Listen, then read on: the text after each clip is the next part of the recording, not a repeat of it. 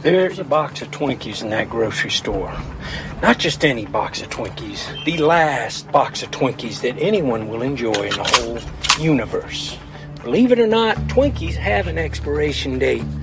Someday very soon, life's little Twinkie gauge is gonna go empty. Can you dig it? Can you dig it? Can you dig it?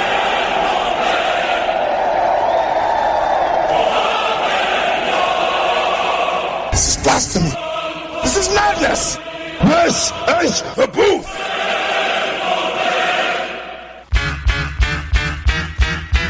Staring down, looking at the blood-stained concrete. You're the dead MC, lying at my feet. You took a 9mm rhyme straight to your mind. Damn, my better split. This is my time, so I make my way up the block. Get to home base and lock that crack the Cavassier and grab the phone. Call one of my troops up. Hope the soldier's homie says, yo, what's up, what's going on? Make it quick, cause I'm trying to get my Stella on. Nigga, your girl, I'm in the...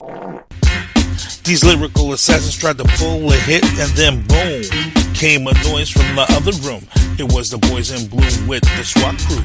They got us locked up for lyrical murder. It's one of them charges that you never heard of. It's the booth. The booth. The booth. The booth. Yeah, it's the booth. The booth. The booth. The booth. Yeah, we're killing all your podcasts like the HIV virus. You want to battle this kid? Huh, don't even try this. Back the up, think again, count to 10. You want to grab that mic just to get done in? It's the booth. The booth. The booth. The booth. Yeah, it's the booth. The booth. The booth. The booth. Yeah, it's the booth.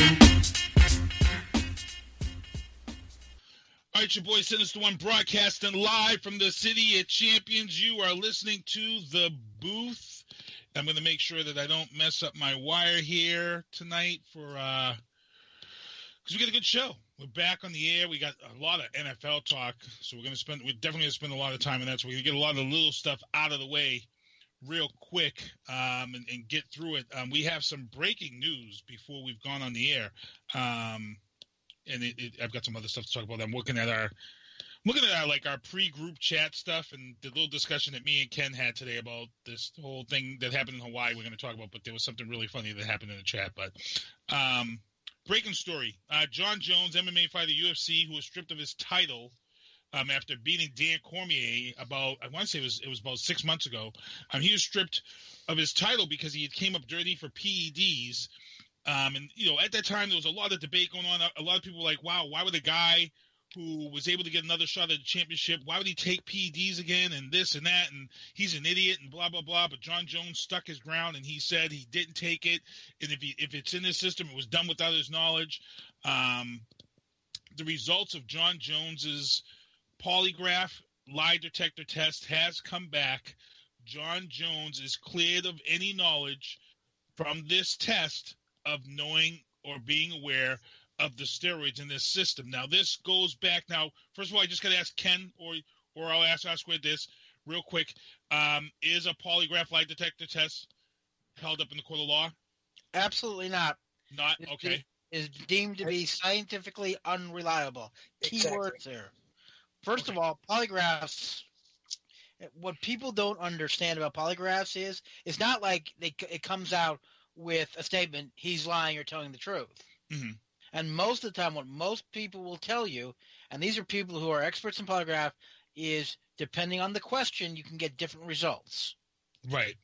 So my next question to ask you, because this does open a lot of people's eyes in sports, because John Jones had claimed from day one after this second test failure, he said he was unaware. So now this polygraph test comes out, it says he's telling the truth. Which means, who knows, he could have practiced or whatever and prepared himself for this test. No, stop. It's not what polygraphs say. Mm-hmm. Polygraph, this is one of the biggest mistakes people have about polygraphs. Mm-hmm. They don't say you're telling the truth. They say there's an absence of deception. No, excuse me. Even I'm getting it wrong.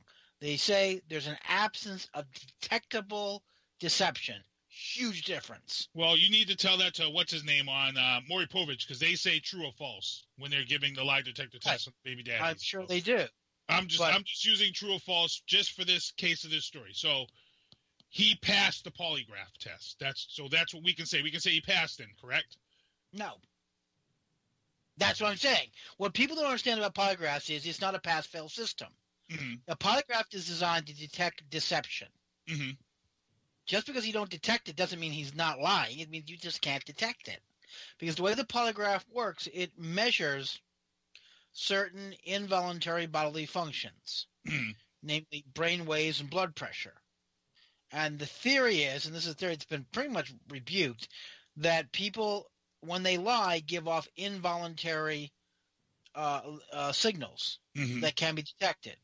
The problem is what they have found out is people on certain parts of the mental spectrum, mainly psychopaths and sociopaths, can pass lie detectors because they don't give off these mental cues, and people with highly disciplined personalities can beat lie detectors. Mm-hmm. So one could say in MMA, but again, what's happening? A guy who's able to do that kind of training probably could beat a lie detector. Now, maybe he's also telling the truth. I'm just saying is just because someone says they did not pick up deception doesn't mean he passed it. And that's the other thing is, remember, it isn't like if you look at a polygraph, it looks like Greek. Mm-hmm.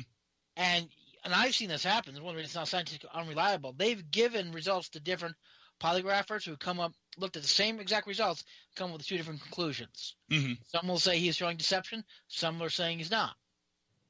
So that's the problem. Well, the problem here now is that the MMA doping and the regulations is the group that handles this is going to look at this because they are taking the results seriously because he has denied. Now, here's the thing. It depends how this all goes because you have to remember, let's rewind back to when me and you were on Kevin Tachi's show way back when we had discussed that there is a possibility of these players who were denying that they knew anything about the steroids or PEDs in their system in the MLB. And, like I said before, these teams pay trainers millions of dollars to take care of players. And a lot of times you're going to trust that trainer for whatever he's putting into your system. How do the players know what is really being put into their systems or not? And that's my question. Right. That goes back to this whole story now. Right. And the other thing is, when they take these substances, they don't label them PEDs. They give them the technical name for it. And frankly, I would agree that most players, even if they know they're taking performance-enhancing drugs, you ask them, are you taking blah, blah, blah, blah, blah, they'll say no because they've never heard of it because no one bothered to tell them what it was. Well, I'm gonna keep an eye on this story because the MMA is taking this result seriously. Now, here's the other thing that I think was that the people lost in the shuffle, and this upsets me. Mm-hmm. The problem, there are two problems with this. Number one, we don't know we know certain PEDs, the big ones, anabolic steroids, amphetamines. Mm-hmm. But there's also these other drugs taken in combination that can have the effects of PEDs, but people didn't ingest them for that purpose. So, such as Sudafed. Sudafed can give you a false positive, which they've now changed the thing. Right. The problem is in baseball, there's so many millions of dollars at stake. A lot of these teams, and I've always kind of felt this. I've always said that Bud Selig was the Nino Brown of Major League Baseball from New Jack City. I've always felt that it starts with Bud Selig. And then it goes from the owners down to these players. And I feel that the teams will pressure these guys, or I hate to say it, I feel that teams may inject players with or give players things without their knowledge. I hate to say it. It's a multi-million-dollar business, and there's a lot at stake, man. It wouldn't surprise me if this is what was going on. No, if you're saying what, go ahead, R-Squared. I was just going to say that the thing that I think all sports that want to do testing have to reconcile is to very clearly have a statement of responsibility as to who's responsible for this issue. For example, the players, as you guys were just saying, may be told they're taking something and not realize that it falls under the category of a steroid or a PED, or they may be asked about a technical name and they know it by a local name or something like that. And so they could be telling the truth when, in fact, they took something they shouldn't be taking. The question is responsible for that. If these players are taking anything, is it their responsibility to do the research because they're the ones who are being tested and they're the ones whose career at stake? Is it the responsibility of a physical therapist or a physician or whoever is arranging for these things? Because let's face it, they're the ones who are supposed to know better, and they're the ones who are recommending or providing it to the athletes. And then the question becomes, is it too broad of a category of things that they're regulating? So I think all sports that do testing need to address some of these issues, because at the end of the day, I don't know that the teams are doing it per se, but certainly the personal trainers and physical therapists and people that the players are relying upon certainly are at least making recommendations or something. And it's a big mess, quite frankly, because there probably are some people that didn't intend to take something, but part of me, the skeptic in me says the majority of them, I think, knew or were willfully blind to it. Ken, I believe we had this was a homework assignment for you a while back, and we weren't able to follow up on it. But I believe we did have because you did have some people that you were going to ask regarding who is responsible. When we were actually, what it was, we were discussing the 50-game suspension for PEDs. Right. And the discussion was how would a guy take that knowing the risk of being suspended for 50 games? And the discussion came up was, if a guy was given this by a trainer or the team physician, and we were going to go back and try to find out who is accountable for what the players take. And we were going to find out, because I think your opinion in the matter was that you felt that it's the teams who should be responsible for what these physicians and them give out to the players. Right. And the answer is, it depends on the league. MLB and NFL require teams to keep very precise records of what they give, what players, and what doses when. Mm-hmm. So if let's say since the one they finally get around to firing Roger Goodell tomorrow, and they hire you as the commissioner. Mm-hmm. Okay, you as the commissioner have the right to go to the New England Patriots or the Philadelphia Eagles or the New York Giants and go to their trainer's office unannounced and say, let me see your logbooks for Eli Manning or Tom Brady. Mm-hmm. What have you given him in what doses on what dates? Now, if any of those banned substances show up in the blood and it's on that guy's list, well, then the team is held responsible. Mm-hmm. Okay. But then how come players are suspended in the NFL and MLB if the team should be held accountable? Now, however, here's the thing: Mm-hmm. if like Tom Brady, a number of other players have had their own private training regimes, which are permissible under the CBA. Mm-hmm. Yes. And if they find a substance that in their system that isn't on the team's list, well, it's assumed the player gave it to himself. Now, here's a $64,000 question. Mm-hmm. What team in the right mind is going to write down giving someone a banned substance? Well, yeah, exactly. Honor system, when I don't trust the NFL as far as I can throw it. No, I don't trust the NFL. I don't trust the MLB. I don't trust any of these now, organizations. The NBA is different. NBA says all the time the player's responsibility. Mm-hmm. That the player's responsible to find out what's going in his system. Well, I don't think you have a steroid issue in the NBA, because I don't think steroids assists or aids a player in the NBA. I don't think. No, it does in regard to recovery. Mm-hmm. Because that's where they get most of the problems, is drugs that are related to painkillers or recovery drugs, building muscle after injuries. Again, less of a problem in the NBA, and I don't believe the NHL has a policy. Mm-hmm. They just basically make it up as they go along. Yep. Ironically, you know who has also a very strong anti-doping policy? NASCAR, isn't it? Well, NASCAR is one. The Olympics PGA is coming up. What is? The PGA has a very strong doping policy. Oh, yes. I couldn't believe that. The PGA. Yep. Apparently, that's a very big problem, the PGA. Have you ever heard of this, guys? I'm looking this up. Yes. I believe Tiger Woods was caught up in that. Right. Exactly. Very bravo, Sister One. Yeah, Tiger Woods was caught up in that when he was trying to recover from his back injury. Yes, exactly. Mm-hmm. Wow. And so double down their Wheaties this morning. And e-gaming, the online video gaming professional. That I did not know. Yep. There was a team 2 years ago that lost their title because they were using Adderall, because Adderall allows them to concentrate during the competition matches better. They're able to focus in these gaming sessions. Nothing sacred. Yep, and they actually lost their title. The title went to the team, the runner-up team, and it was millions and millions of dollars were at stake. This team was, I believe, being paid by Red Bull, if I'm not mistaken. And just to mention, Overwatch League has started. The Overwatch Professional Gaming League has started. Bob Kraft has a team, so we have a team here in Massachusetts. So real quick, I got to ask you guys then. So say like if this does take off, and now the MLB Players Union now says, hey, we want to go this route now and have our guys start to be, polygraphed. Could that happen in Major League Baseball this season? If these guys say, well, if a guy gets a 50-day suspension, we want to take a polygraph to prove this guy unwilling. You know what I'm saying? Where does this go if this happens? Well, I haven't read the MLB's CBA, collective bargaining agreement. So I suppose if a guy won't take a polygraph, there's nothing in there that says he can't. Whether the MLB has to honor it or not, that's a different story. I do think from a, bringing out the bully pulpit, it has, I think it would be, as we say in law, persuasive authority, not controlling authority. And I think if you got a guy that said, look, I'm going to do if they can convince the league to say, look, why don't we choose a neutral arbitrator to administer the polygraph, and we'll accept his results. I think you could say, okay, okay, fine, let's go find someone. I personally wouldn't do it because I don't believe in them, but that's the issue for another day.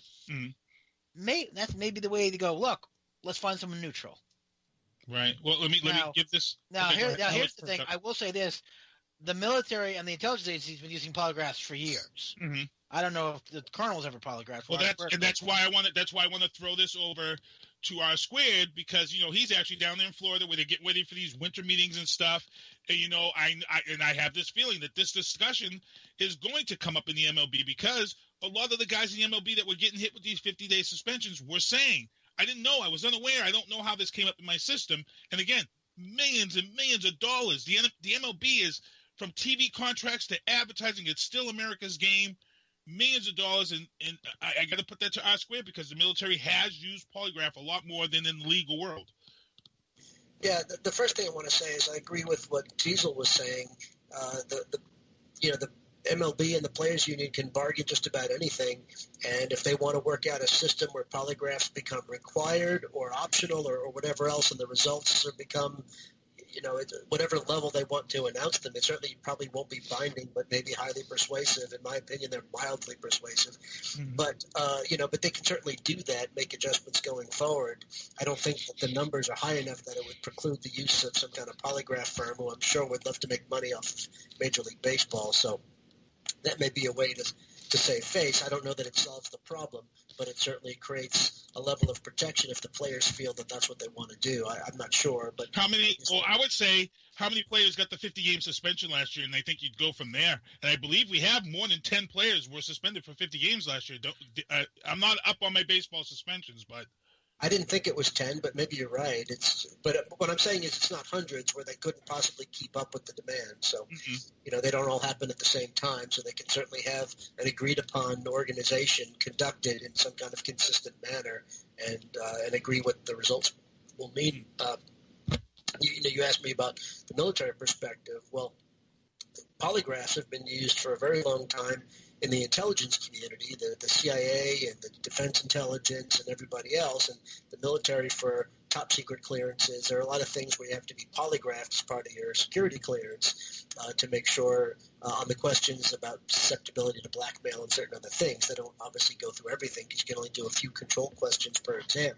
But, the more involved you are and the higher your clearance is, the more involved your polygraph's going to be. And for purposes of verifying background information and security clearances, they're very controlling, because the results can effectively deny somebody a clearance or lower their clearance, and that's the end of that, because it's not considered a legal process. It's more of a personnel process, a hiring process, or whatever you want to call it. From a law enforcement perspective, of course, they're not admissible by either side for any purpose, just like in any community. I'm sure when Ken goes to court, they can't use them either, and I think that's good. The reliability is so low, and whether or not the interpretation is accurate. Just so many problems with it, you couldn't possibly use it to adjudicate somebody's level of guilt or whatever in a criminal setting. In my opinion, even a civil setting, if it goes to a core issue, because I've seen so many polygraphs. I've actually watched them be conducted, and I've also looked at the results with the polygraphers to try to learn a little bit about it, because I saw them so often, and obviously I can't figure it out. The experts can have to read, as Ken called it, the Greek. But at the same time, you watch people who think they can beat it by doing certain things that you can read on the internet, that there are certain tricks that people say can help avoid deception or something like that, or make it look like all of your answers are consistent, which means you'd avoid deception. I don't know how accurate that is. Some people will swear by it on those articles, but the bottom line is, as a science, it's just not reliable enough for something that's legal in nature. So going back to 50-game suspension, if it was based on a polygraph in either direction, if you're talking about something that's serious, I'm nervous about it. Ken's actually in here, and he said in 2016, 9 players were suspended for more than 50 games. In 2017, only 2 were suspended. The next question would be which ones were top-tier players, because I always feel like that the top-tier players... Oh, well, I mean, let's see. I have the names here. Starling Marty, and I apologize for mispronouncing this game. Yep. He was suspended for 80 games, and David Polanio, Houston Astros. Yeah. I'm not familiar with either of these gentlemen, but again, I'm not a huge follower of the 80 games. 80 games, I think, means he was caught twice. Then he served 50. 80 games. 2016 looks like it was a pretty bad year. Was that the year it was instated? No. They've been according to this. I can find results going back to 2007. No, scratch that. 2008. So the 50-game suspension's been in there since 2008. Okay. Yeah. 2016 was pretty bad. Daniel Stumpf from the Phillies. I remember that one. That was a big one because he threatened to sue the league. That's good. No, we got some good answers, guys. Good stuff. I don't want to drag on, but I'm just saying that this thing with John Jones is gotten to be. They're looking at it. Turn up the volume. Let's put it this way. I think now you're going to have people going, what is the definition of knowingly? I mean, let's example, if I go to my trainer and say, hey, give me something to help me recover faster and move faster, but I don't ask him what's in the mix. Mm-hmm. Is that knowingly, or is that, as R squared referred to as, willful blindness? Yes. Ignorance. That's why I think that the leagues have to put it out clearly. If they want to make it the player's responsibility or whomever, then they have to just put it out, put it in writing and say, look, whatever you're taking, it's your responsibility to look it up or to ask the right questions, and you're responsible if it comes up as a banned substance. And in our chat, Robert Resnick says A-Rod probably could have been beaten a poly despite being guilty. Could you explain that? Oh, I was just more making a joke, but I think that A-Rod was probably one of the most notorious as someone who was got caught multiple times, and he had, I don't think anybody's ever broken his record for the season, suspension that he had, and then he came back after that, and there seems to be, as far as evidence goes, overwhelming evidence of A-Rod using substances, and at the same time, the way he speaks about it, you would probably see him passing a poly because, and again, Diesel talked about sociopathy and psychopathy and all that. I'm not saying that A-Rod is a sociopath, but pretty darn close. But my point is his personality is such that he maybe could have been able to beat it, and I think we all know that he deserved what he got. I hate to say this, but I would say a majority of sports stars could probably pass that test because a lot of your sports stars are on such a level of training and all of that they, and their egos, some of their egos are just way out there and so competitive that I think they could pass a lie detector test. That's my opinion. So let's move on. Good stuff, guys. We actually spent 25 minutes on that. Let's talk about Chelsea Manning real quick. Let's get that in there. She's announced her running for the state senate. Who wants to jump in there, and R squared or Ken, who wants to jump in there and talk about that real quick? R squared, why don't you lead off? I monopolized the conversation last time.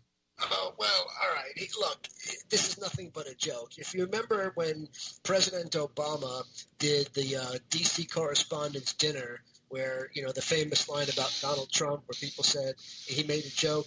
Some people say he's going to run as a Democrat. Some people say he's going to run as a Republican. I thought he was going to run as a joke.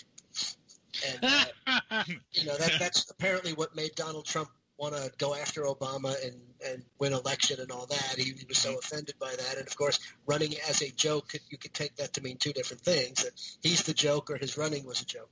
But I think that rings true with Chelsea Manning. Look, Chelsea probably barely even meets the age requirement. You're talking about somebody who is a convicted felon, and not just a convicted felon, but crimes against the United States for, revealing intelligence matters to WikiLeaks. And it's not just about politics. Some people want to praise people like, Manning and our friend over in Russia, and other people who do this as whistleblowers or whatever. But, what people fail to understand is there are lives at stake here, innocent lives at stake, people who are just doing their job in dangerous situations overseas, military and intelligence people who get killed because of something like that, or whose lives are effectively over because of stuff like that. It's not about politics. It's about national security in a very serious and meaningful way. And so Chelsea Manning is not a hero, first of all, but Chelsea Manning remains a convicted felon. President Obama, I've heard this misquoted since the announcement, President Obama did not pardon Manning. Obama commuted the sentence, which basically means letting her out of jail instead of serving the remainder of the 35-year sentence, which was very much deserved for what, I was going to say he because he was a he at the time, but, for what Manning did. So basically this was just a get-out-of-jail card, but it's not a pardon, and Manning remains a convicted felon for national security violations.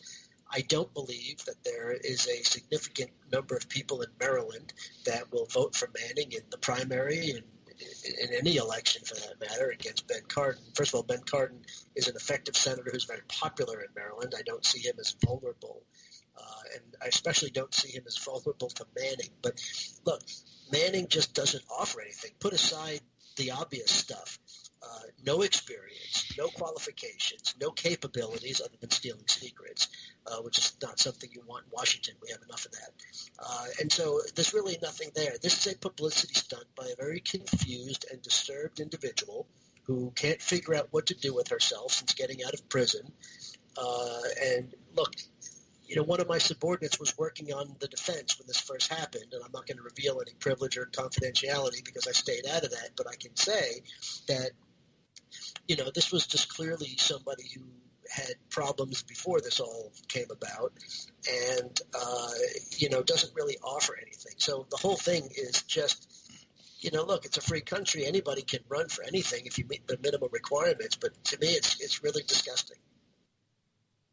Yeah, it's a joke. Go ahead, you can. Yeah, look, Osquart done it again, stole all my thunder, said everything I was going to say. Look, if he, she, it, they, them, whatever the proper pronoun to be used in this particular case, didn't have all the publicity surrounding the release of confidential information and the trial and the commutation of sentence, this person wouldn't get 5 minutes of free airtime. They're doing it as a publicity stunt. Maybe they want a reality show. Maybe they want to run a book, whatever. Look, I'm a firm believer that the school laws either complain about a problem or do something about it, but you can't do both. This individual has chosen to throw he, she, its hat in the ring.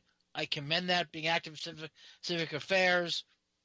But don't worry, I don't think there's any chance Senator Manning will be sworn in as a senator, in 2019. Yeah, it's not going to go that route. So let's real quick, 7:30, because we got a lot of football talk to talk about. Let's talk about this past weekend. The emergency broadcast system, someone accidentally sent out a warning that there was a ballistic missile headed for Hawaii and to start evacuation procedures. It went out. I forget exactly the time it went out, but I wouldn't have gotten it because I would have been out cold. But I was actually at work when it went out, and then within 5 minutes, the false alert went out, and then within that half hour, it was actually completely erased from the servers. It was erased from all the. I guess it went over in California, and in Hawaii, it went over the signage that's on the highway. But you know what? When it was cleared up. You didn't think it was that big of a deal. But on Monday morning, when you wake up and you see that now the FCC and the government is involved because they feel that this should have never happened. They said that there are things into place that these type of mistakes should never be made. And where we're in this state of people being worried and upset about, the tensions between us and North Korea, the FCC is taking a real serious look at this, and I'm pretty sure that they're going to come down with an answer, and somebody's either going to lose their job or somebody's going to answer for this from what it looks like. Yeah, that's what I understand. When I sign on to Xbox, I got to go through, give them a password, verify my identity, give them a blood sample, give them my fingerprints. That's just to get onto Xbox. And you're telling me someone actually hit a button that sends out, oh, by the way, the missiles are coming? Yeah, I mean, did anyone else hear this? This is what I heard. Now, maybe this is simply, the famous, Chipotle or spider eggs in the bubble gum type thing. Was apparently, this is what I was told, that there was some guy working overnight, and he went to press one button, and he was either too tired or didn't know what he was doing, and pressed another button. That's what happened. It was on his desk. These two buttons were right next to each other. I doubt that. True? I doubt that. No, he's right. He's right. The folks in the emergency management center there in Honolulu, they had a change of shift, and apparently what they do is when they do change of shift, and this was the overnight shift. Yes. But when they change shift, they do an internal drill to make sure that everything's working and everybody's ready. It's probably a good practice to have. And this employee who did get fired pushed the wrong button. And he pushed the button that sent the message out externally instead of just internally within their organization there to do it, to do their drill. And so, unfortunately, the bigger problem wasn't just that. The bigger problem was that the system hadn't been updated in a while because it hasn't been used in generations, and there was no off switch. There was no way to turn it off. It took them 38 minutes. 38 minutes to withdraw the message. And by that time, people in Hawaii, as you saw in the news, were running around panicking, trying to get to a shelter, thinking this must be real because of everything going on with North Korea. And so, it had an unfortunate impact because of the timing. But, it was just, multiple things went wrong, and this person maybe deserved to lose his job. I don't know how easy it is to push the wrong button or, how careful they're supposed to be. It goes to standard of care there. But certainly with all the aftermath that happened, somebody has to get fired, and there may be more coming. Yeah, like I said, the only reason why I saw it, because most of us were sleeping when it went out. The only reason why I saw it, because I'm at work at Logan on the overnights, and to be honest, I'd be one of the people who were dead, because when I first saw it come over my text, it made that funky ass sound that it makes when you have an emergency broadcast or an Amber Alert. And you know what? I didn't really even pay attention to it because I was like, wait a minute, this can't be right. And I completely ignored it. And then when it came over afterwards and said it was a false alarm, I'm like, holy shit, what if that was real? Because I had ignored the first one. And then, like I said, it was completely gone from the server. So I know the FCC or whoever handles these EBS messages and stuff, they made sure that this was completely gone from everybody's phones. It was gone from everywhere. So to see one guy get fired, maybe that's a good thing to see the one guy get fired. I feel for this guy because I'm not going to lie. I've worked the overnights. I've done some things when I'm tired, when I go out on the roll call and I forget to bring certain tools or something, or I forget to, lock the 4-wheel drive on the truck or something. I've done it. I've gone to work tired after having a long day. So I feel for the guy because it does happen. I'm just surprised that that system is just that simple where you can make that type of error, to be honest. Well, I agree. I think what this is exposed is not only a individual problem, but systemic problem. I mean, Thank God they realized it. It sounds like they realized it very quickly that it had happened. What happened if they didn't realize it? They didn't realize it'd gone out over, the externally supposed to internally. Well, I don't want to crap all over Hawaii, but we're kind of lucky that it was just Hawaii because it's just an island. It's not. Imagine if that was something that went out nationwide. Now imagine how big this would have been. Oh, good. But there is a safeguard there because Homeland Security and DOD pick it up immediately when that happens, and they knew that it wasn't valid instantly because they weren't tracking anything. So they knew it was an error of one kind or another, whether it was a computer error or a human error. They prevented it from going out anywhere else in the country. R-Squared just answered my next question because some of the right off the bat, before these stories and these answers came out, the conspiracy theorists were already over it, and they were saying that there was a missile launch and it was shot down. These tinfoil hat guys and women out there. So I'm glad R-Squared you brought that up because that was actually my next question. How do you shut? Well, sure, that's what the deep state wants you to think.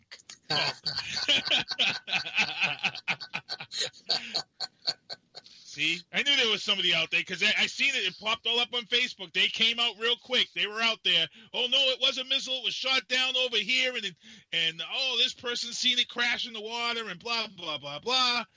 So the government come out and said they weren't tracking anything. There was nothing launched. This was just a simple error, and I believe it. I don't believe that. I don't believe there are some things that conspiracy theorists have put out there that I believe, but this one here, I don't believe it. So. What were those conspiracy guys from the old X-Files, those two guys that had a spin-off? Mueller and Scully. No, those are the three guys. The lone gunman. The three guys from the lone gunman, yeah. The lone gunman put it out. Right, exactly. There you go. So, good stuff. So, we're at 7:30. Before we get into this NFL talk, let's just say that the overuse of the word shithole in the past few days, I didn't even really, to be honest, I really didn't even want to talk about it tonight because it has just been, I have never seen a word I mean, it's to the point now where they're pointing fingers at who was in the room, and now you've got people that I'm going to let R-Squared because you were very vocal on this because there were certain Republicans that they lied. They said he didn't say it, while there were other people where they were like, come on, he said it. We all heard it. So I'm going to let R-Squared get into this real quick. We're just going to touch base on this real quick because it's just been beat the hell up. I'll make a quick point, and I'll defer to Diesel on the immigration issues because he's our expert on immigration law. But the thing that bothered me wasn't even so much the comment, although I did write the blog piece for the booth on that, just because it's evidence of what he thinks about immigration. But the comment itself wasn't that big of a deal. If any other president said it, or if Donald Trump said it in any other setting, I think people would have just brushed it off. The problem was that Lindsey Graham, who we've been critical of lately with some of this DOJ stuff, corrected the president on the spot. That's what a statesman and a leader is supposed to do. He, and according to some of the testimony on the Hill today, he actually went at him a little bit on it, got heated himself in trying to correct the president doing that. So kudos to Senator Graham, who I've been very critical of lately. And Senator Durbin, of course, came out and said, yeah, that's exactly what happened. I don't know who talked about it to the Washington Post, but once they reported it publicly, Durbin and Graham pretty much confirmed that that's what happened. The problem that we have here, the thing that gets me about this more than anything else, is Senators Cotton and Perdue of Arkansas and Georgia, respectively. Here's the thing. First of all, they both know what the president said. There's no difference between shithole and shithouse. So the initial thing they tried to do is say, well, that's why, we may have a difference. No. They heard whatever they heard the same darn thing. And it doesn't matter which way it went on that. So that's just more deception and lies. Diesel was giving me a hard time earlier in the week when I got upset about this, but here's the thing. Okay, I know politicians lie, and politicians minimize, and they spin, and they cover for each other. We all know that. That's part of the system. The thing that gets me is that this was a simple statement. He said it. It was out there in the news. There were witnesses, and it wasn't just the four of them. There were plenty of other people in the room. Obviously, one of them leaked it. It wasn't one of the senators who leaked it to the Post. And so it was clearly out there. At that point, if they wanted to support the president, then just minimize it and spin it. Oh, it wasn't a big deal. It was a private conversation. It was getting heated. Whatever you want to say, and nobody's going to care.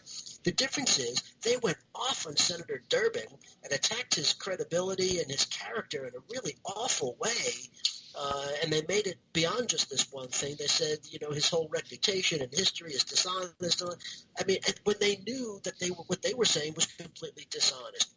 And it really bothers me to see two senators do that, especially when you have their own fellow Republican doing the right thing right there in the room before they even open their mouths. And one other thing I'll say, and then I'll stop, is Senator Cotton it really surprised me because he was a military officer. He left the Army as a captain to go back to Arkansas and begin his political career.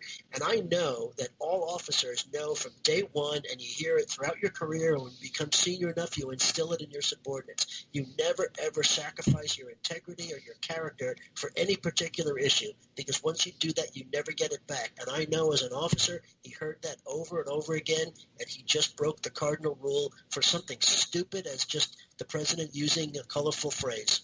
Shame on him, Senator Cotton, and I'd love to see him bounced out of the Senate for it. Whew, wow, Ken? And I'm the one who gets accused of being full-on diesel? Oh, good stuff. You got anything Okay, to add?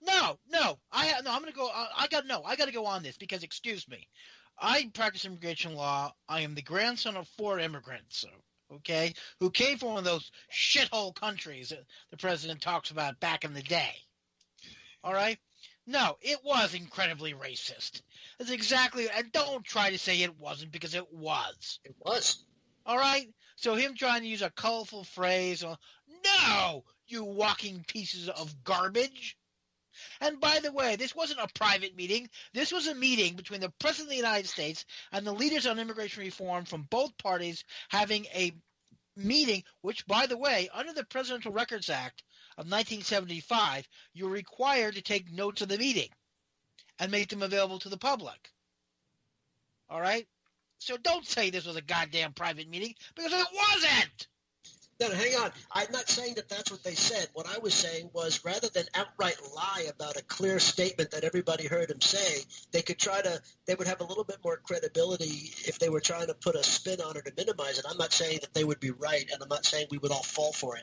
But I'm just saying the outright lie where they say he absolutely didn't say it and then just did a character assassination of Durbin is the worst form of don't misunderstand me. I couldn't agree with you more. Okay, because Senator Dick Durbin is one of the most veteran men in the Senate. Because you may not agree with him 100% of the time, and I certainly do.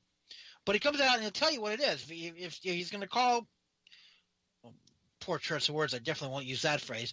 But if something is whatever it is, he's going to say it, whether he likes it or not.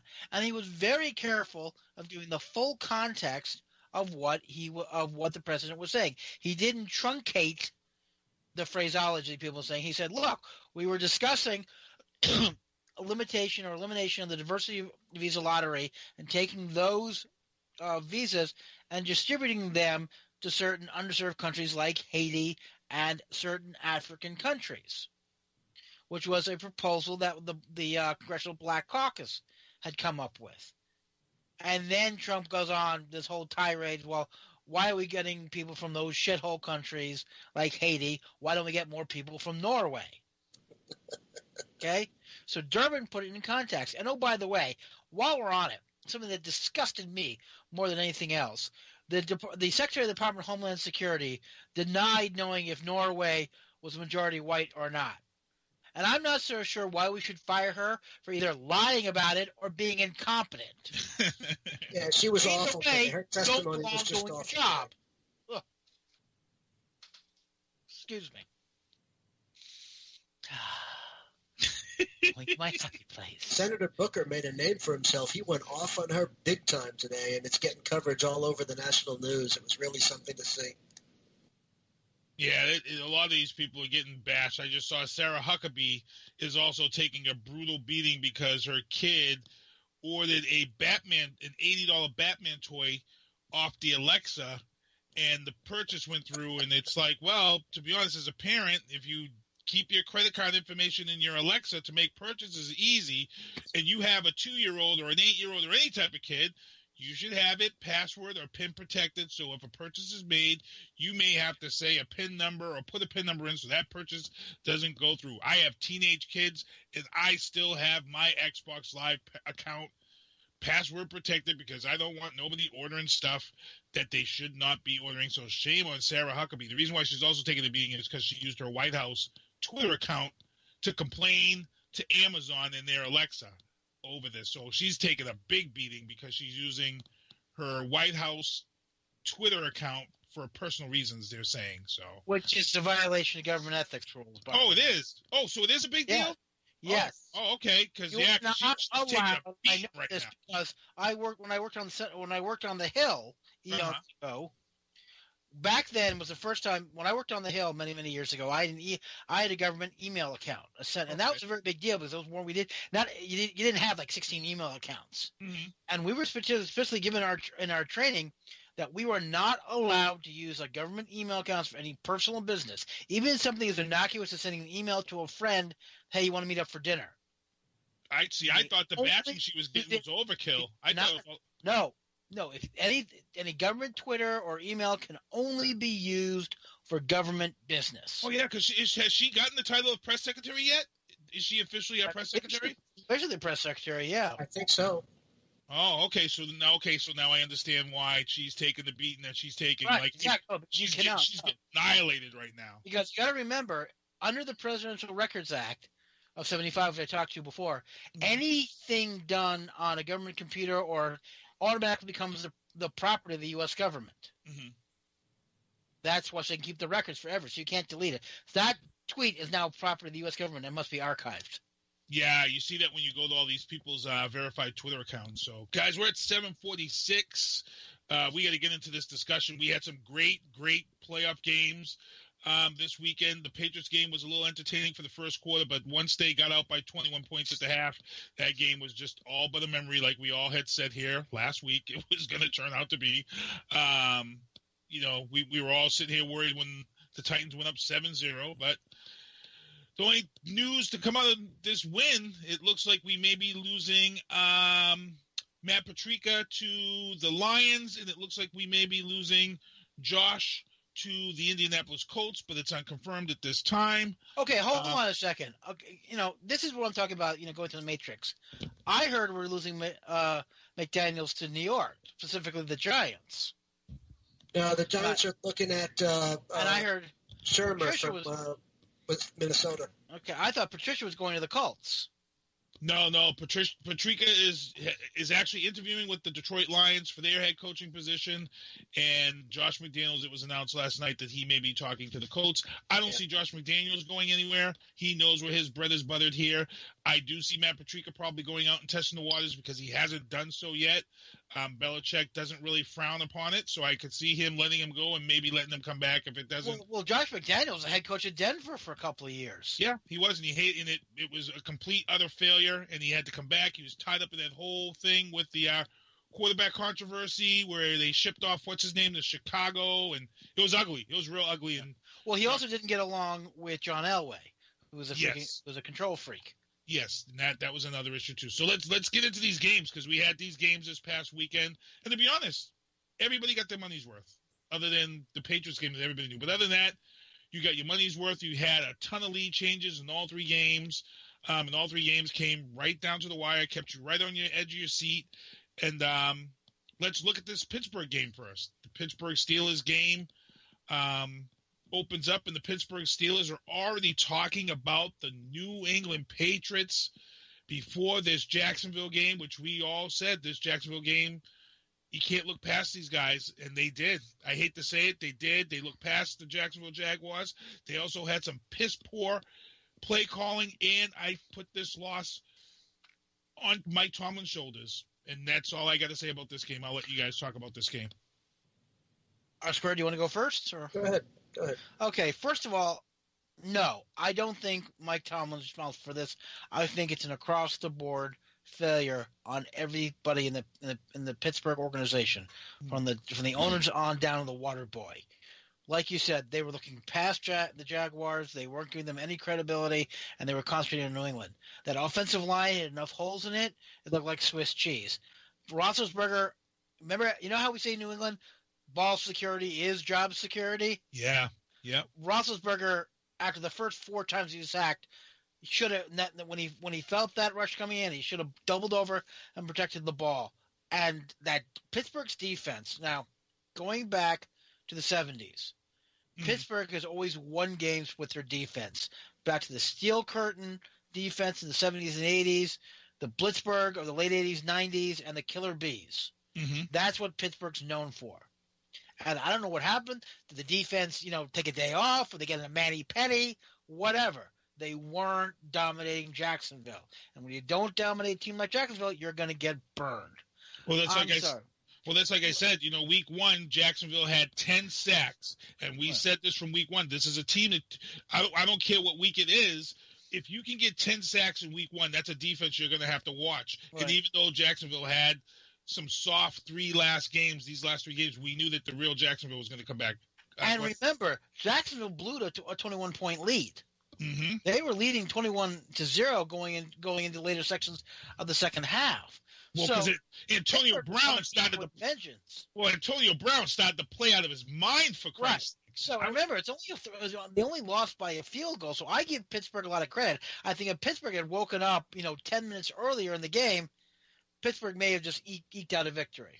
Yeah, but one man can't beat a team, and like I said, Antonio Brown was the team that got. Antonio Brown was that guy who got this team back. That one-handed catch in the end zone was just. Oh yeah, there's no question about it. No, great. Antonio Brown earned his pay that day. No question about that. Yeah, and if it wasn't for Stephon Diggs this weekend at the end of that Vikings game, we'd all still be talking about the Antonio Brown one-handed catch. Go ahead, R-Squared. Well, I would say this. It was nice to see Antonio Brown back. I don't think anybody thought he could come back this season, so it was nice to see him get healthy and make a contribution in the game. So that was good, especially for those, Pittsburgh's fans. The other thing is Jacksonville is not a bad team. They've had a really good season. They were hungry. They were fighting. The last few weeks were disappointing because they had solidified where they were going to be, but they're a really good, hungry team, and they showed it the way they came out there in Pittsburgh and took a big lead. I will say this, Sinister One, I think your comment about Mike Tomlin, there's merit to it in this. Towards at the end of the game, when Pittsburgh had the choice to do an onside kick or to pin them deep, and they had their timeouts plus the 2-minute warning, they chose to do an onside kick. Jacksonville got it and kicked a field goal and effectively put the game away. If Pittsburgh had pinned them deep and stopped them, and they do have a great defense, even though they didn't play that well. I mean, the defense clearly let them down. But if the defense did its job after a real kickoff, they might have the whole thing may have gone down differently. So to some extent, you can put that on the coach. But the team fell apart. They weren't ready. Diesel's right. They weren't ready. You feel bad. You don't want to see somebody go down that way, but somebody has to win. Congratulations, Jacksonville. And I think it's going to be an excellent game in New England next week. Cool. So let's get into this Atlanta Falcons game, who, Atlanta, everybody thought that they were going to be back into the big show. I said no. I said they'll be in the playoffs, but I knew they weren't going to get back to the big show. They go into Philadelphia, and you know what? The fans in Philly came for this game. The fans were there for all 4 quarters. And it looks like they've now broken the record on Amazon.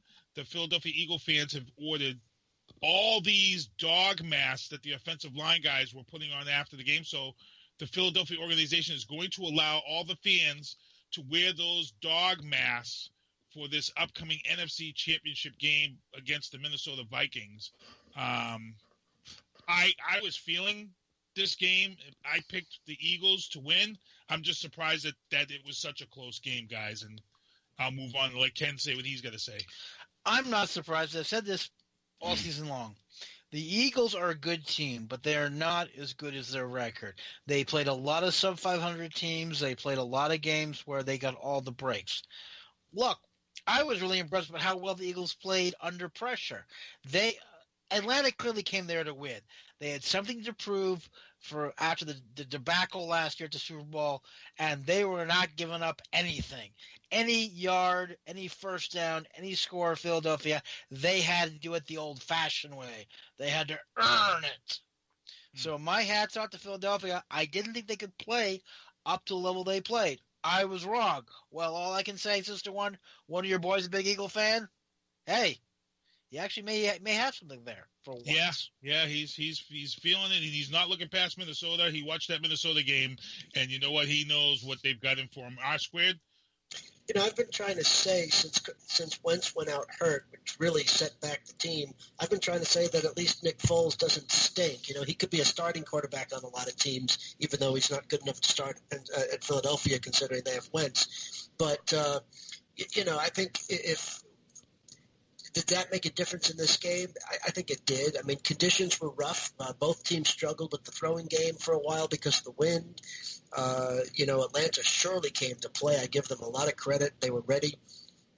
Philadelphia got off to a slow start, but they got it done thanks to that crowd. So I give them credit for winning. I don't know. I guess we're going to get to our pick soon, but I'm not sure what Philadelphia's going to do this next game. I'm just not sure.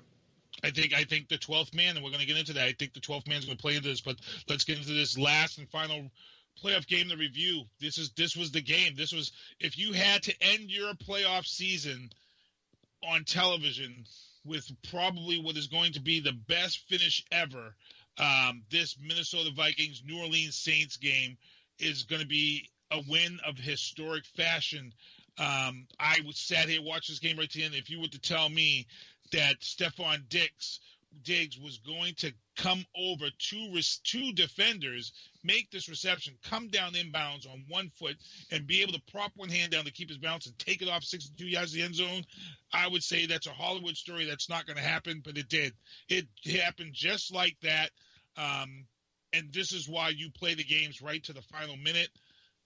Great game all the way through. It was, you know what I had a problem with? I had a problem with seeing this offensive line of the New Orleans Saints give up those sacks. I don't think I've ever seen Drew Brees in a situation where he had to be under such pressure and take as many sacks as he did. I thought that surprised me in this game. The running game was pretty much relevant. Both these guys were throwing the hell out of the ball in this game, and like I said, it came down to that last play with 10 seconds on the clock, 62-yard reception by Stephon Diggs, and it's a historic win. And I don't know, guys, when was the last time you've seen the Purple People Eater fans this fired up? They're one game away from having a Super Bowl in their home stadium. It's the team that's the home to Tom Clancy. I mean, this is a big deal. This is a big deal, and it's been a long time since we've seen the Purple People Eaters fired up like this, guys. Well, to answer your question, the last time they were that fired up, Fran Tarkenton was their quarterback. And for those of you who don't know who I'm talking about, he was one of the first marquee quarterbacks in the early 70s. I don't know if he's even alive anymore.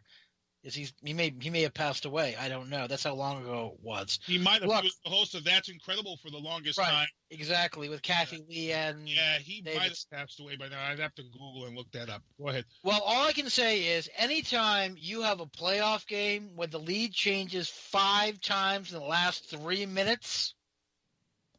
Yeah. I mean, I was in a local establishment in Melrose. I just popped in. I didn't see the first half. I walked in because I wanted to see if a friend of mine was there. He wasn't, but I sat down and ordered myself some bar food, some other stuff, and I started watching the game. And I figured, I'll watch it for a couple of minutes. I did not leave my seat. Yeah. For the entire second half. Yep. Very entertaining. I don't believe that, and that catch I think ranks up right there with the immaculate reception. Yep. Yeah. I did not think it was possible.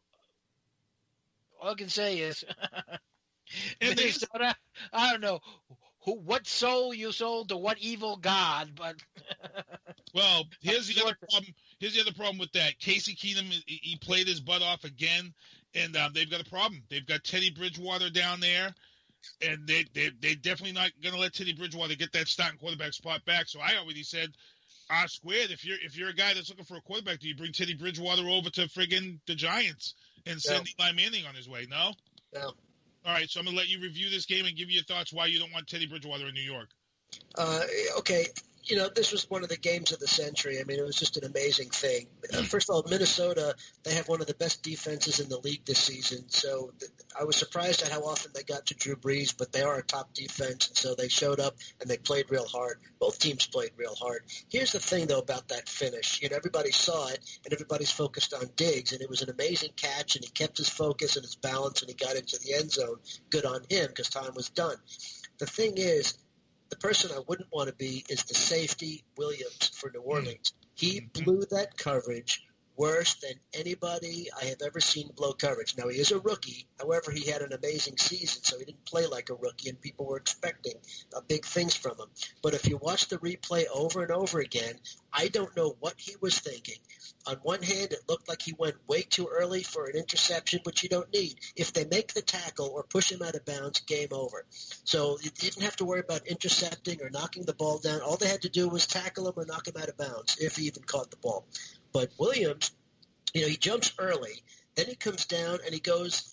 It looks like he wants to just knock him down at the legs. As you try to take out a good running back, when you take him out at the legs. And so again, all they had to do was grab him.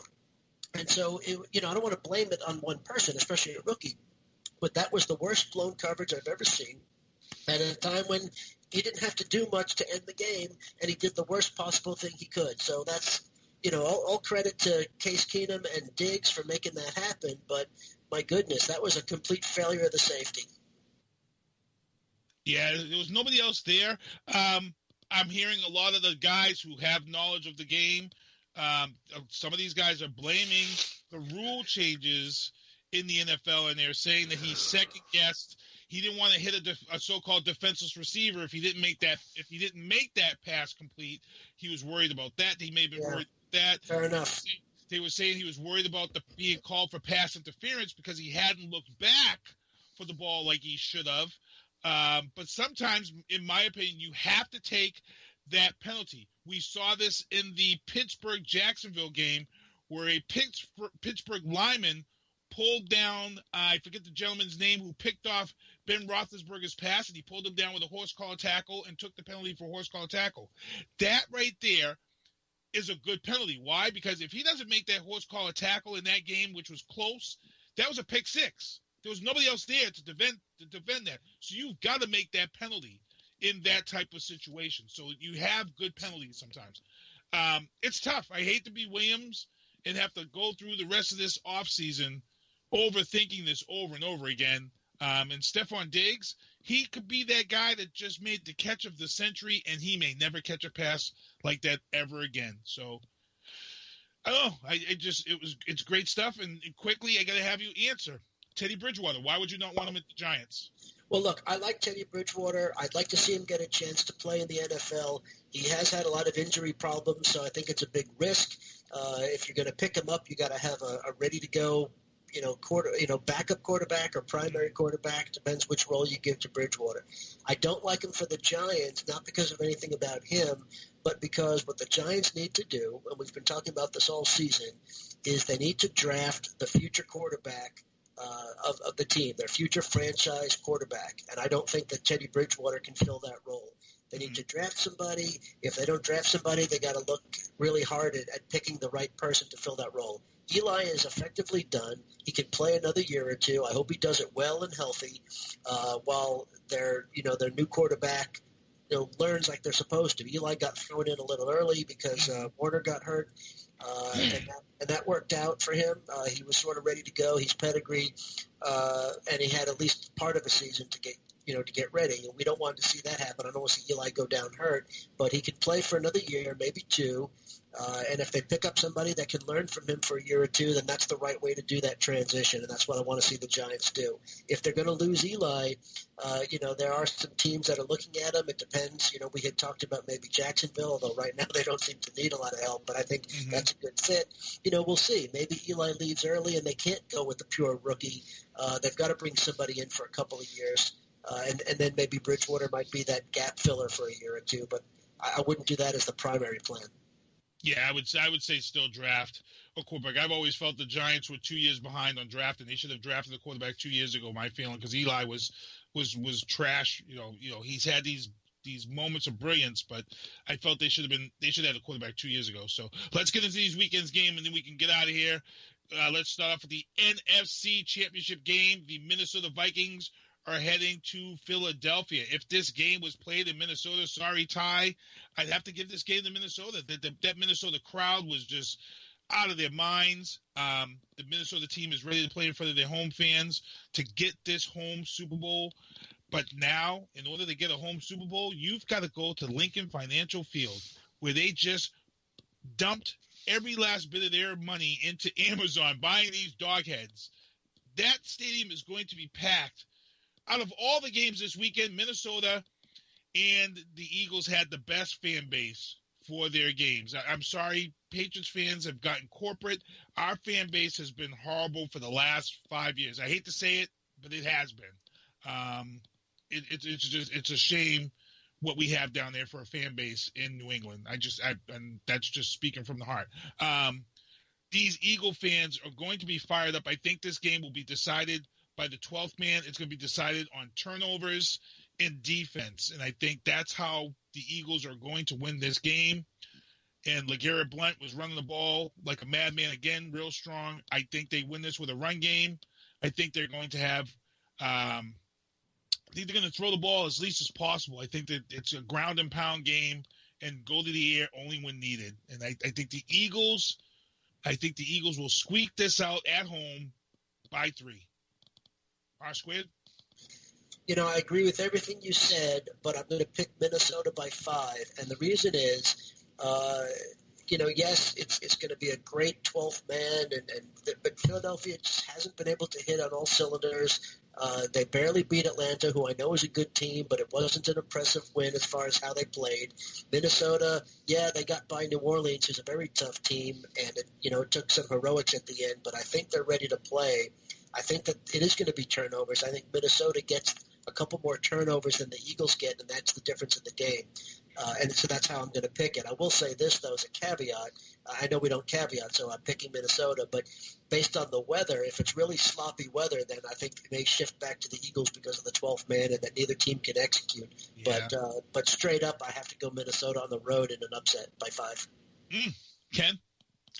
You're both wrong, okay? We split the pick. What are you talking about? How are we both wrong? Well, R-square is wrong about the team, and you're wrong about how close it's going to be. This is not going to be close. Minnesota, even though they are in the Great White North, is a domed stadium team. So was New Orleans. They're coming into an open weather stadium, and it's going to be freaking brutally cold. Okay? I am sorry. Minnesota used up all their tricks and all their luck at the last game. Philadelphia is hungry. These are the 2000 Patriots. They can taste it. They're either going to the Super Bowl or they're taking everybody with them. It's going to be a bloody game. My man, Blunt Force Trauma, is out for blood. I think they're going to air it out a little more than you're giving them credit for, but the combination of Minnesota having to play on the road, play in cold weather, playing in Philadelphia has managed to find ways to win. I'm going with Philadelphia by at least a touchdown, possibly 10 points. I hope you're right, Ken, because I've said all season this is going to be Philadelphia's year, but I haven't liked them under Foles, even though I've defended his ability to play, and I think that makes the difference. But I hope you're right for the Eagles' sake and their fan base. I really do. They're long overdue. And later on that night, we have the AFC Championship game. Me and Ken would be considered fanboys. So I'm going to let our man R-squared go first. An outside view on this. We've got the New England Patriots here. They've secured that home field yet again. And this is a record-breaking AFC Championship appearance for the Patriots. And look, this Jacksonville team is coming in here. And let's remember, the whole Patriots march to being a dynasty started when the Jacksonville Jaguars upset the Denver Broncos as an expansion team, and then they had to come here, and the Patriots beat the Jaguars to play the Steelers in the AFC Championship to go on to New Orleans and play New Orleans. So I'm going to let R-squared go first because this game worries me. I think the Patriots win. There's no hesitation there in picking them to win. I think unlike Pittsburgh, they're going to be ready for Jacksonville. First of all, there's no other – well, they've got to be ready for the Super Bowl, but I don't think they're going to look past Jacksonville. I think they're going to be ready for the game. This is where Belichick's experience, Brady's experience, and everything else is going to take hold over Jacksonville's inexperience. I think it's going to be probably a good game. I don't think it'll be a blowout, but if Jacksonville gets behind early, it could be over. Look, either team could win. I don't think Jacksonville is is some kind of a mistake or an accident or anything like that. I've said all along I think they're a very good team, but I don't think they're going to match up well. I think the Patriots are ready. They've done this before. They know what it takes. I think they're thrilled that they don't have to play Pittsburgh, but they're not going to look past Jacksonville. It's the Patriots Super Bowl. Ken? Real simple. I like to personally thank the Pittsburgh Steelers for sending the entire league a wake-up call. There's no question about it. They took one for the team. Pittsburgh did.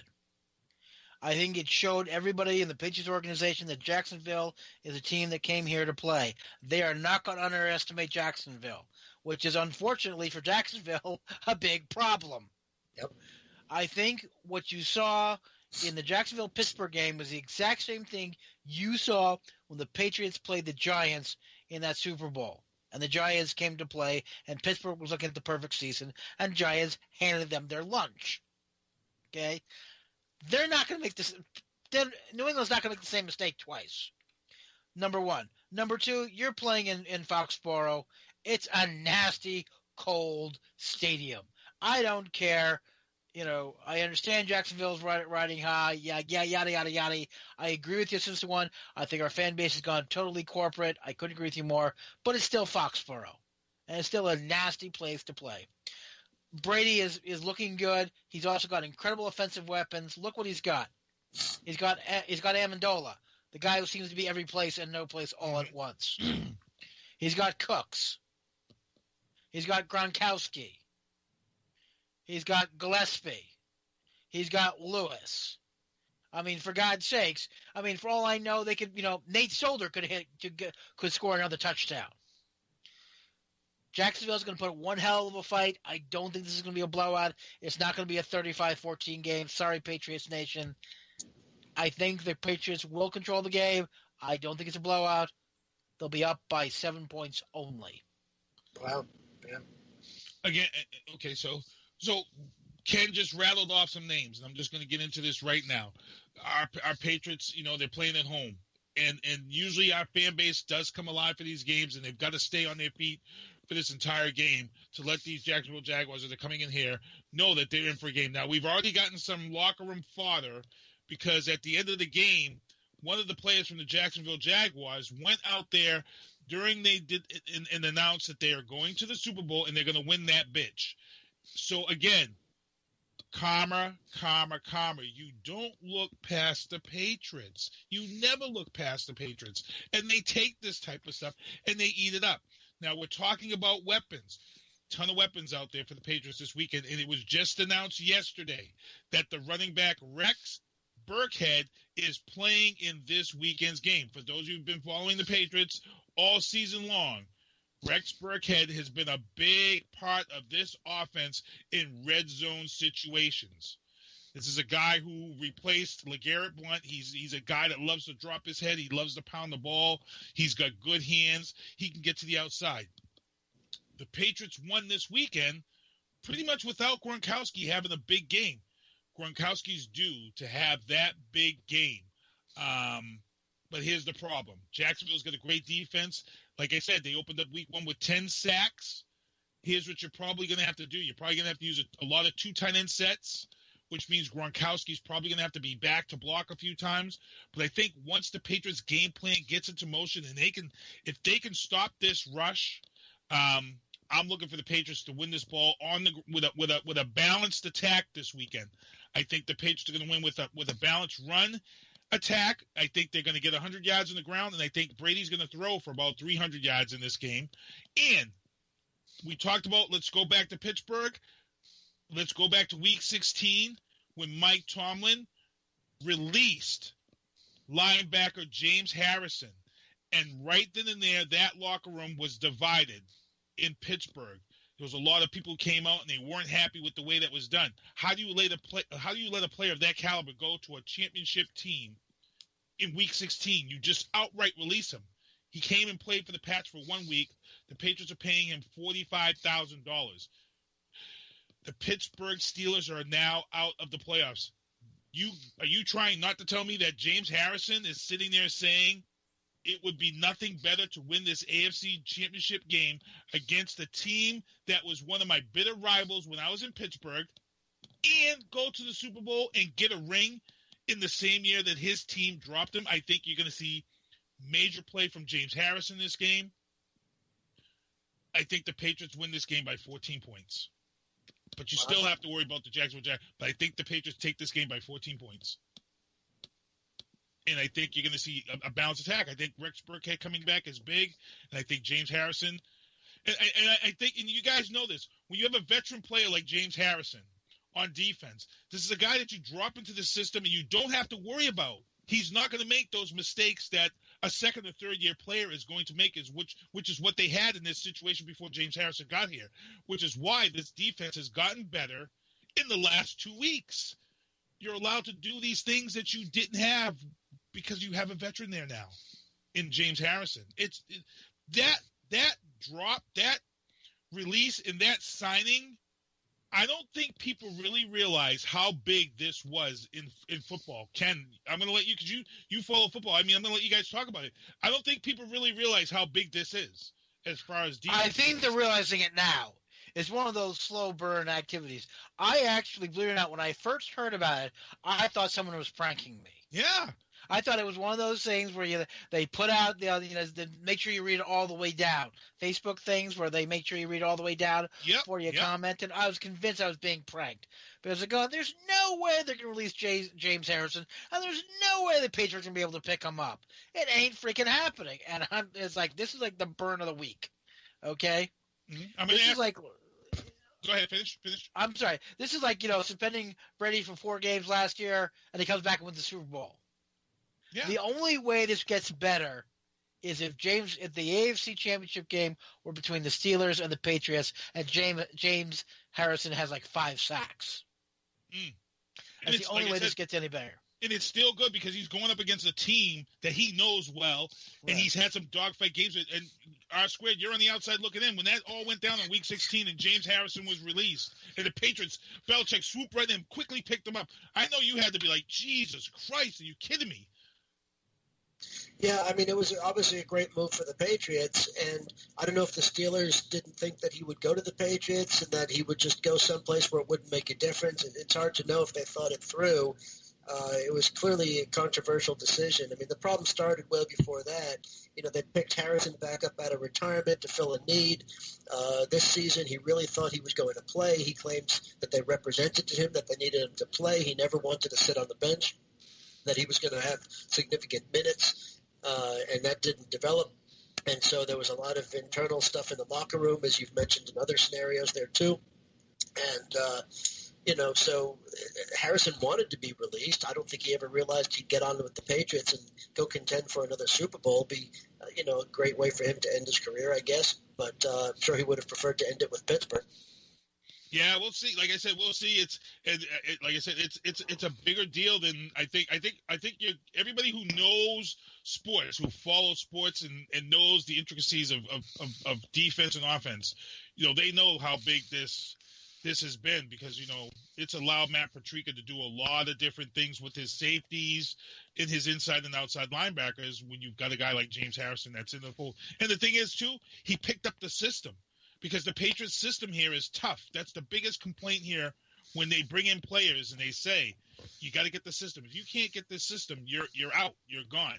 Yeah, but James Harrison is a guy who's been looking at that system from the outside or the opposite line of scrimmage, whatever you want to call it, for years. Yeah. So it's not like he's suddenly, it's a babe in the woods and never seen the system before. Well, so I think he may have a little bit of an edge over most other people. We'll see. Like I said, if this guy finishes the game with at least 2 sacks this weekend, it's gonna go. It's gonna be brought up, and trust me, it's gonna be talked about in Pittsburgh if he has more than 2 sacks and he contributes to this win this weekend over Jacksonville, which, like I said, that's a rival. That's a Pittsburgh Steelers rival team, the Jacksonville Jaguars. So it's just gonna really go down the Pittsburgh Steelers fans the wrong way, but.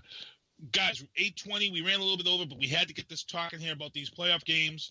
Actually, these divisional championship games that are coming up on Sunday. It's going to be nice having a Saturday to ourselves. No football, but we got snow on the way tomorrow. So, guys, batten down the hatches. They're talking. I think they said 4-7 for us, something like that. 4-7 isn't that bad. I don't know why all of a sudden 4-7. Since when did 4-7 become a snowstorm, Ken, here in New England? He used to be terrible. Since weather became... But no, I'll tell you why. Because we all become freaking drama queens. All right? Man the freak up, okay? Screw your balls on tight. You're a New Englander. Stop whining like you live in Florida. Yeah. Oh, damn. That's across the bow of R squared down there. His feelings are hurt. Hey, no, I mean, Diesel and I were chatting earlier. Yeah, that's why I said... I missed the winter. Actually, that was a segue to something R squared and I were talking about earlier. I was suggesting his blood had gotten a little thin. He needed to come back up here and, reconnect with his people. Well, it's funny because, as we get ready to get off the air, we're talking about we have this pre-production chat that we have on our phones, and we go into this group on Facebook that we chat and we talk about stuff. And me and Ken were going back and forth over the emergency broadcast system thing, and he was like, "Well, why did you get it?" And I'm like, "Because I signed up for it." And then he's like, "Well, why?" And then I just put, jokingly, I said, "Because I want to be ready for when the zombie apocalypse comes." Yeah, exactly. Yeah. I don't want to be caught with my pants down. I want that alert. When that alert comes across and it tells you that people are eating brains or coming back from the dead, dude, I do not look. I don't want to be caught with my pants down. I want that alert across all of my mobile devices. I want to be able to head to the first nearest place where I can get guns and a heavy piece of equipment. See, I work at Logan, so I can just automatically just take a bus. If the zombie... See, I'm already one step ahead of you. I got the shotgun, I got the shotgun double-out Bach, They want to come. I'm coming to get you. I'm grabbing the 60-foot There we go, bus. Because I'm not going to be fired. Get the Kevlar, get some, we got to find some glass bottles because the plastic bottles won't work. You throw a plastic Molotov cocktail in the plastic bottle, bounce off the guys. Yeah. We need to take care of some business here, old school. I'm grabbing a 60-foot bus and... Yeah, exactly. Got to drill on some, metal bars on the side. Yeah. Get one of those crash bars in the front. Yeah. Some flat tires. Hey, we're taking care of business here. Yep. Got to get the kids, baby. Get the family, put them on the bus, and we're out. Because I don't want to be caught. The CDC has, and it's awesome because I tell people this all the time. Like, the CDC has a plan for zombie apocalypse. No, they don't. And I'm like, dude, go to the CDC website, and they have a plan. And they said the reason why they came up with this plan is because they thought about it. They actually sat down, and after the success of The Walking Dead, the CDC sat down and said, you know what? We should draw up a scenario for this in case it does happen. And they did. And the funny thing was they have a sense of humor. They actually released it on April Fool's 2 years ago. The CDC released the zombie apocalypse scenario. And people thought it was, when people saw it on April 1st, they thought it was a joke. And they thought, oh, great joke. And then when the CDC had their press conference, they said, no, this is a real plan. We thought about it, and they put it out there. They want you to be... I don't believe this, because I actually thought that was crap. So I just Googled... No. When you go on the CDC went there, website... The Centers for Disease Control and Prevention... Yep. Zombie preparedness. That's right. I cannot believe that. This is how we're spending our money. Okay, let's have real quick before we get out of here. You're in the government. Oh my God. You're in the government. Zombie preparedness blog. Zombie preparedness for educators. Let the man answer, because lots of times the government already knows about zombie shit long before the public knows. In all the movies, the zombies always are made because of the military. Something is spilled or something is shipped to the wrong place. So, R squared, you got to say something on this one. Well, should we be prepared? Should we still? Do you think the CDC is right in doing something like that? Well, of course you have to be prepared. Here's why. Because if you notice, the ending of these movies is always the same. The government launches a tactical nuke and blows up the entire metropolitan area of where the outbreak occurred. And so if you're not prepared, you're going to get flamed. Well, actually, that actually backfired. That happened in the end of... Hey, you notice that's not a denial. Did you notice that was not a denial? But there's some things I just can't tell you. See, that's even more scary coming from a JAG officer who spent. Nah, see, I don't see. I'm staying prepared. No, he only tells us he's a JAG officer. I'm staying prepared. Legend, I'm not playing any games. I've been ever since my dad made me watch Night of the Living Dead. Zombie movies have been that's my biggest fear. I love watching the movies. I love watching everything associated with zombies, but my biggest fear is having to live through a zombie apocalypse and If I have to prepare for it, I'm preparing for it. I'm sorry. I'm just. We need to head to Vermont. There you go. And if they're fast zombies, like in the Dawn of the Dead remake, I'm committing suicide. I hate to say it. I'm not dealing with fast running zombies. If they're slow, knock them over zombies and walk around them zombies, I'm good. I can survive. But running zombies, look, I don't run now for shit. So I'm not. I'm dead. I'm gonna be like the dude cardio. I don't have good cardio, so I'm dead right off the bat if there's fast zombies. Dude, that's it. We're putting on your cardio program. You're starting running. Ken, you're fatter than me. You're going too. Well, I'm on a cardio program. I've been running at the gym. I go up to a half hour now. But I run a half hour. But here's the thing you need to understand about fast zombies. Mm-hmm. They are very good in a quarter-mile dead ahead, but they don't run side to side very well. So you got to put your Deion Lewis, do a hesitation move. Go to the left, Break their ankles? Right, exactly. You know what? Here's what I'm going to do. I'm heading to the nearest zoo, and I'm unleashing vultures and have vultures attack. Right, so zombie vultures. Yeah, Thanks a lot. No, zombies should be the meal of vultures. Vultures should be all over what zombies. Happens but they eat the zombies. Don't they turn into zombies? Let's go. Contaminated food supply? Well, think of that, did you? Huh? Different movies, different scenarios. In some movies, if you eat the zombie, you don't. So we'd have to add that. We'd have to figure that. That's why you need to burn the bodies. Kill the virus. Burning has always been the thing. Like I just watched this movie. I need a flamethrower. I mean, let's face it. I just watched Train to Busan. This was a Korean horror movie, and in this movie, shooting the zombies in the head didn't work. I didn't like that movie. They were fast zombies, and headshots did not work. You had to dismember the zombie. What? Yeah, Train to Busan. It's a Korean horror movie. Shooting them in the head did not work. Every zombie movie I've ever seen, headshots take them out. That's what you got to light them on fire or knock off their heads. World War Z. World War Z.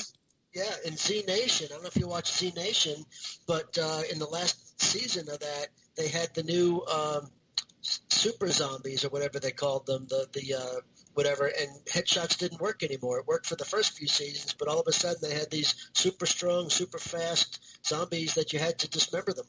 Yeah, see, they got that from Train to Busan, because that's where that came from. Train to Busan. Damn it. Put that zombie out. All right, now I got to go get my flamethrower. Yep, see? That's my katana. Yeah, so, guys, 8:30, we got to get out of here. Good stuff. Let's go around the horn and say our goodbyes, and we'll let our square go first. Hey, thanks, everybody. Another good show. Appreciate it. Good luck to our football teams next week. Well, at least one of them's playing, and one of them's drafting, so we'll see how it goes. So still good luck to everybody, and remember, let's hold the government accountable. Ooh, yeah. Ooh, yeah. Ken? Big shout-out to all of our listeners, all 12 of them. Big shout-out to my partner in crime, my friend for over 40 years, Lisa Kilgore. She turned 51 this past Saturday. Happy birthday. And to Patriots Nation, buckle in, boys and girls. It's going to be rough, but it's going to be fun. Yeah, everybody that's heading out to Gillette, let's bring it old school. Let's bring that 12th man back for this game. Let's go. Stop being corporate. Keep your hands up in the air. Let's hear those voices. Stop drinking your coffees and your Starbucks and sitting down in your seats. Let's be loud on defense. Let's get it going. Other than that, everybody who's tuned into the show on Facebook Live, Flo Jackson, what's up, what's going on, Ricky Fitz, good stuff. Other than that, I got to get out of here. SpongeBob, do me a favor. Take us home. Well, see you next Tuesday. Thanks for tuning into the booth at Whoobazoo.com. Please make sure to tune in for more booth next Tuesday night at 7 p.m. New York Eastern Standard Time. Become a fan on their Facebook page and check out their podcast on iTunes and iHeartRadio. The Booth is a Sinister One production hosted by Sinister One, Ken Diesel, and R Squared. I've got to start hanging out with friends that are a little more intelligent and understand politics and stuff. It's just that I'm up on this level up here, and all my friends are down here. Me, nah. You guys, nah. Maybe a little more down in here. Screw you guys, I'm going home.